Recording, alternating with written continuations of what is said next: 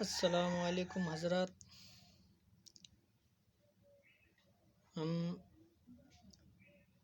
بہت دنوں کے بعد پھر سے ایک ویڈیو جاری کر رہے ہیں آپ لوگوں کے سامنے.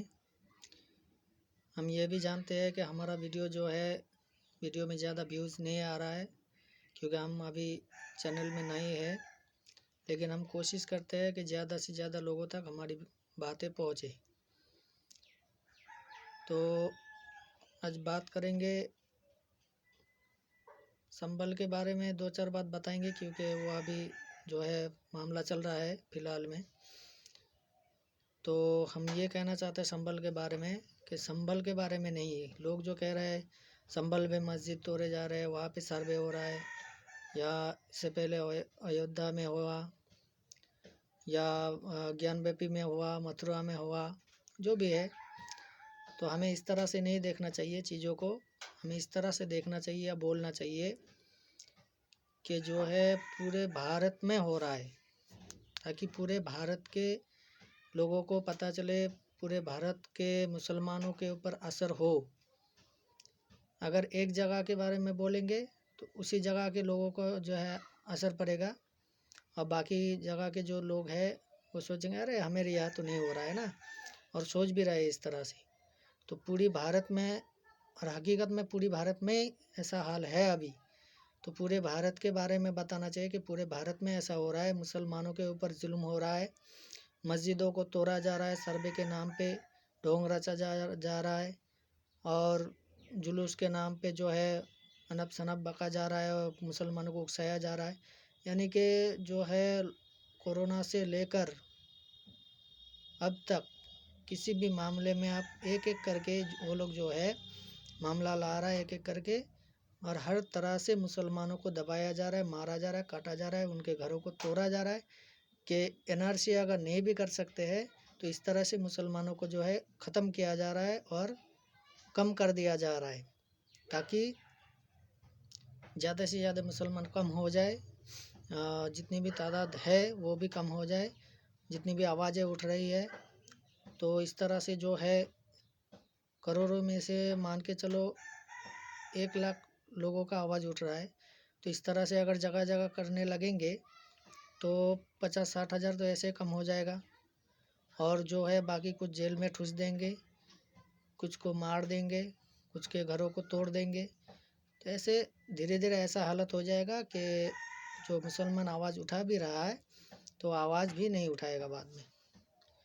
اور یہ لوگ جو بھوگتے رہتے ہیں، یہ مسلمانوں کو پرواز ہندو تھے، اس سے پہلے بھی ہم نے کہا تھا مسلمانوں کا پرواز یا ہندو کا پرواز، کسی کا پرواز کچھ نہیں تھا. سب سے پہلے اللہ پاک نے آدم علیہ السلام کو بھیجا تھا اس دھرتی پر. اس کے بعد چلتے پھرتے الگ الگ سے لوگوں نے اپنا دھرم بنایا، جو پیغمبر آئے، نبی آئے، ان کے انوسار چلنے لگے، جس کے انوسار چلنے لگے. لیکن یہ بھگوان جس کو مان رہے ہیں، تو یہ بھگوان ان کا اصل میں ہے ہی نہیں، یہ خود انہوں نے بنایا ہے. کسی بھی دھرم، ان کے سناتن دھرم میں بھی ایسا نہیں ہے کہ مورتیوں کو پوجو یا اس کو بھگوان مانو، اس کو بھگوان مانو. آیا ہے، اوتار آیا ہے، ان کے حساب سے بھگوان کا اوتار آیا ہے، لیکن ان کو وہ لوگ بھگوان مان رہے ہیں. اچھا چھوڑو، جو مان رہے، ہم تو نہیں ہم ایک اللہ کو مانتے ہیں اور ان کے رسول صلی اللہ علیہ وسلم کو مانتے ہیں، اور الحمدللہ ہم مسلمان ہیں. تو میں یہ کہنا چاہتا ہوں، کچھ لوگ یہ بھی کہہ رہے ہیں کہ 5 فٹ کھودنے پر مندر اور 5 پیڑھی پیچھے جانے پر ہندو ملیں گے پوروج. تو یہ تو سراسر غلط ہے، یہ غلط بات ہے کہ اللہ کو، بھگوان کو تو لوگ بھلا بیٹھے ہیں اور اپنی منمانی کر رہے ہیں ابھی. اور یہ سب باتیں ابھی چل رہا ہے، تو یہ سب باتیں ہمارے نبی پاک صلی اللہ علیہ وسلم نے 1500 سال پہلے ہی بتا دیا تھا ہم لوگوں کو. اور اللہ تعالیٰ نے جب حضرت آدم علیہ السلام کو بنایا تو سب سے پہلے شیطان نے اس کا انکار کیا، اور اس وقت سے لے کر قیامت تک شیطان इंसान यानी आदम यानी ईमानदार के पीछे पड़ा रहेगा। ये ताकत अल्लाह ने खुद दिया है शैतान को उसके इबादत के एवज़ में।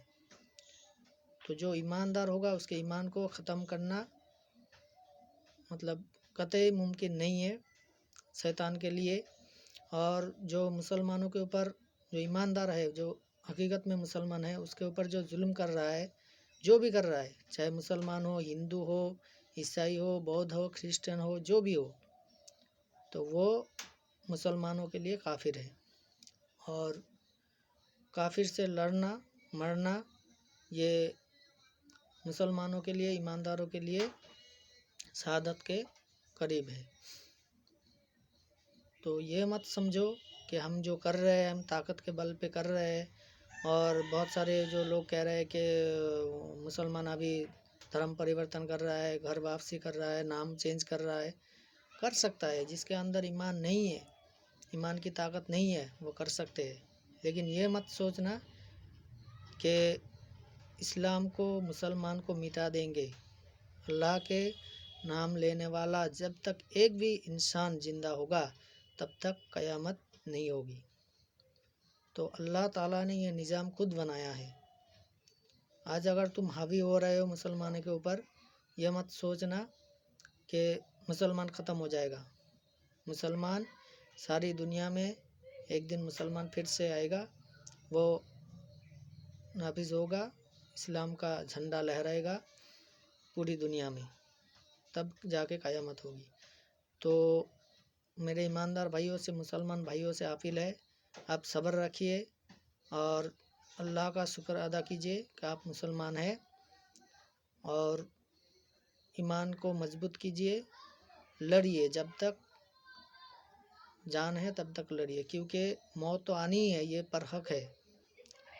मौत से पहले मत मरिए। जब मौत आए इंशाअल्लाह ईमान पे आए और काफिरों से लड़ते लड़ते मौत हो, ये शहादत की मौत है। तो मौत से मत डरिए, अल्लाह ने जो लिख रखा है वही होगा। अगर जेल में रहना रखा है, हमारे हुजूर जो है सलमान आज़ारी साहब, मुफ्ती सलमान आज़ारी साहब ने भी जेल में रह के आए, कुछ नहीं वो कहा था उन्होंने, बस एक शेर पढ़ा था। और ये जो काफिरों का कुत्ता है, ये तो कितने सारे अनब शनब भौंकते हैं, मुसलमानों के ऊपर भौंकते रहते हैं, लेकिन इन पे कार्रवाई नहीं होगी क्योंकि सरकार इनकी है, ताकत इनकी है। वो कहते हैं ना, जिसकी लाठी उसी की भैंस। तो ये हाल है अभी। तो ये मत सोचिए, अल्लाह ने जब तक आपको जहाँ पे दाना लिख रखा है वहीं पे आपको दाना खाना पड़ेगा। और जितने दिन लिख रखा है हयात, उतने दिन आप जिंदा रह सकते हैं।